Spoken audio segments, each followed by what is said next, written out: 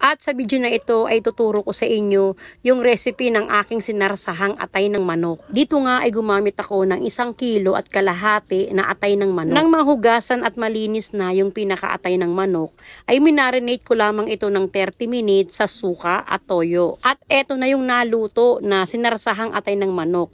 Naka-display na dito sa aming kainan. At umpisahan na natin ang pagluluto. Yung unang ginawa ko rito ay pinirito ko yung mga nabalatan at nahiwan na carrots, patatas, at yung malaking siling pula. Naglagay lamang ako ng kaunting asin at ng pamintang powder. Nang mag-half cook ay tinabi ko muna. At sa parehas na kawali ay nagisa lamang ako rito ng sibuyas at ng bawang. At nilagay ko na itong atay ng manok na nakamarinate sa suka at toyo. Naglagay lamang ako rito ng kaunting pamintang powder, takpan at pakuluin ng 3 minuto. At pagkatapos ay naglagay na ako rito ng 2 kutsara ng tomato paste. At tatakpan ko lang ulit at lulutuin ko ng mabuti yung atay ng manok. At dito nga ay lutong-luto na yung pinakaatay ng manok kaya naglagay na ako rito ng mga pampalasang asin, powdered seasoning at yung chicken powder. At naglagay na rin ako rito ng tomato sauce. At gusto ko lang yung medyo may konting tamis kaya naman naglagay ako rito ng kaunting brown sugar. Ilalagay ko na rin yung mga piniritong gulay na patatas, carrots at yung malaking siling pula. Sunod ko na rin inilagay yung mga hiniwang hotdog at yung green peas. At niluto ko na lamang ito ng mga 3 minuto pa at dito ay luto na itong ating sinarsahan